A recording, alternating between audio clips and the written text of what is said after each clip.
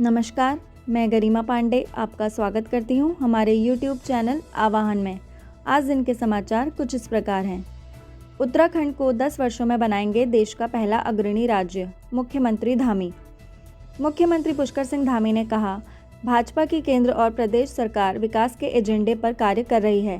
60 दिन में उनकी सरकार ने 150 फैसले लिए हैं। मुख्यमंत्री ने अल्मोड़ा में नवनिर्मित कलेक्ट्रेट भवन का लोकार्पण करने सहित 299 करोड़ लागत की 102 विकास योजनाओं का लोकार्पण और शिलान्यास भी किया। उत्तराखंड राज्य में 1015 करोड़ की लागत के निवेश प्रस्तावों को मिली मंजूरी। उत्तराखंड सरकार ने राज्य में औद्योगिक विकास को बढ़ावा देने के लिए 1015 करोड़ के निवेश को मंजूरी दे दी है।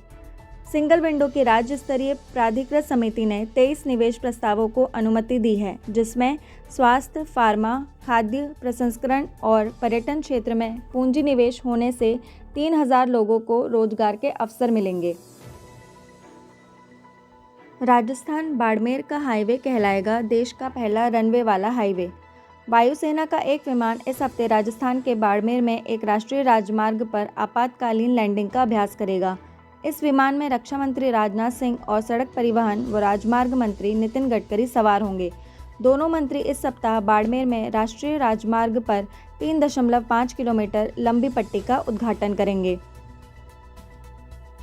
उत्तराखंड अधीनस्थ सेवा चयन आयोग ने फॉरेस्ट गार्ड भर्ती परीक्षा का परिणाम किया जारी। आयोग ने फरवरी 2020 में फॉरेस्ट गार्ड पदों की लिखित परीक्षा कराई थी। यह परीक्षा हरिद्वार में नकल का मामला सामने आने के बाद अटक गई थी, जिसके बाद आयोग ने 7 केंद्रों पर दोबारा परीक्षा कराई। अब इसका रिजल्ट जारी करते हुए आयोग ने 15 दिन के भीतर इस पर आपत्तियां मांगी हैं। यूटीईटी धारकों के प्रमाण पत्र पर आजीवन वैधता की लगेगी मोहर। उत्तराखंड अध्यापक पात्रता परीक्षा यूटीईटी प्रथम और द्वितीय के प्रमाण पत्र अब 7 साल के बजाय आजीवन वैध माने जाएंगे। यह वैधता 11 फरवरी 2011 से लागू मानी जाएगी। यूटीईटी प्रमाण पत्र धारक भी उत्तराखंड बोर्ड में आवेदन कर कागजों पर आजीवन वैधता की मोहर लगवा सकते हैं। प्रधानमंत्री नरेंद्र मोदी आज शिक्षक पर्व सम्मेलन को करेंगे संबोधित। पीएम मोदी डिजिटली ही इस कार्यक्रम का उद्घाटन करेंगे। इस वर्ष का विषय गुणवत्ता और सतत विद्यालय, भारत में विद्यालयों से ज्ञान प्राप्ति है। यह सम्मेलन न केवल सभी स्तरों पर शिक्षा की निरंतरता सुनिश्चित करने, बल्कि देश भर के स्कूलों में गुणवत्ता, समावेशी प्रथाओं और स्थायित्व में सुधार के लिए नए तौर तरीकों को प्रोत्साहित करेगा। रानी पोखरी में जाखल नदी पर बनाया गया वैकल्पिक मार्ग बहा। बरसाती पानी के तेज बहाव से रानी पोखरी में जाखल नदी पर बनाया गया वैकल्पिक मार्ग बह गया है, जिससे ऋषिकेश से डोईवाला के बीच आवाजाही फिर बाधित हो गई है। वैकल्पिक मार्ग के बहने के बाद गाड़ियों को दोबारा नेपाली फार्म होकर देहरादून भेजा जा रहा है। वहीं दूसरी ओर पर्वतीय जिलों में बारिश की वजह से नेशनल हाईवे सहित कई मोटर मार्ग भूस्खलन के बाद बंद हैं। उत्तराखंड में युवाओं के दम पर सत्ता में आई सरकार बेरोजगारों से कर रही छलावा। रोजगार के नाम पर विभिन्न विभागों में पहले पद निकाले जा रहे हैं और फिर आवेदन के बाद उन्हें निरस्त किया जा रहा है। वहीं आवेदन निरस्त होने के बाद बेरोजगारों की आवेदन फीस तक नहीं लौटाई जा रही, जिससे हजारों बेरोजगारों के सरकार पर लाखों रुपए बकाया हो गए हैं। उत्तराखंड वाडिया संस्थान करेगा झीलों से होने वाले रिसाव और जल स्तर की निगरानी। वाडिया हिमालयन भूविज्ञान संस्थान आपदा का खतरा कम करने के लिए उच्च हिमालयी क्षेत्रों में मौजूद झीलों से होने वाले रिसाव और जल स्तर की निगरानी करेगा। इसके लिए फ्लोरोमीटर और वाटर लेवल रिकॉर्डर का इस्तेमाल किया जाएगा। वाडिया अब तक गंगोत्री ग्लेशियर, केदारनाथ, ढोकरियानी, दूनागिरी समेत लद्दाख के काराकोरम ग्लेशियर क्षेत्रों की झीलों की निगरानी कर रहा है। देहरादून के अलावा देहात क्षेत्रों के 100 स्कूलों में तैयार किए जाएंगे eco club.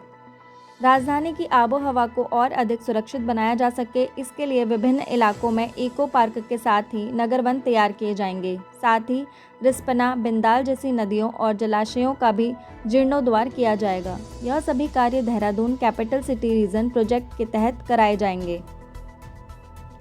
Rajaji tiger reserve में 1 अक्टूबर से खुलेंगी रानीपुर और चीला रेंज। अब राजाजी टाइगर रिजर्व की प्रसिद्ध चीला रेंज के साथ ही रानीपुर गेट से भी सैलानी 1.5 माह पहले से जंगल सफारी कर सकेंगे। 1 अक्टूबर से पर्यटकों के लिए रेंज खुल जाएंगी। टाइगर रिजर्व प्रशासन ने ट्रैक बनाने की तैयारी शुरू कर दी है, जिससे जिप्सी संचालकों को भी रोजगार मिलेगा। प्रधानमंत्री नरेंद्र मोदी ने अफगानिस्तान में स्थिति की समीक्षा के लिए की एक बैठक।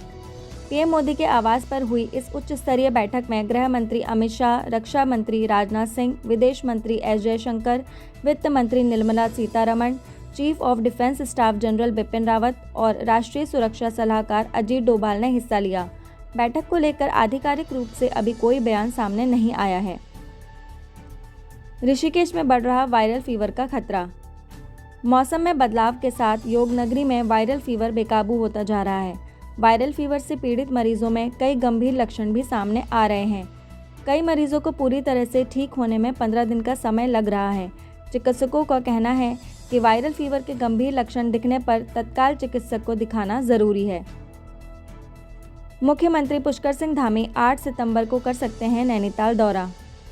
नैनीताल के जिलाधिकारी धीराज सिंह गब्रियाल ने मल्लीताल फ्लैट्स परिसर का निरीक्षण कर सीएम के कार्यक्रम की रूपरेखा तय कर अधिकारियों को आवश्यक दिशा निर्देश दिए। डीएम गब्रियाल ने बताया कि मुख्यमंत्री नैनीताल में 100 करोड़ से अधिक लागत की योजनाओं का लोकार्पण और शिलान्यास करेंगे। धन्यवाद।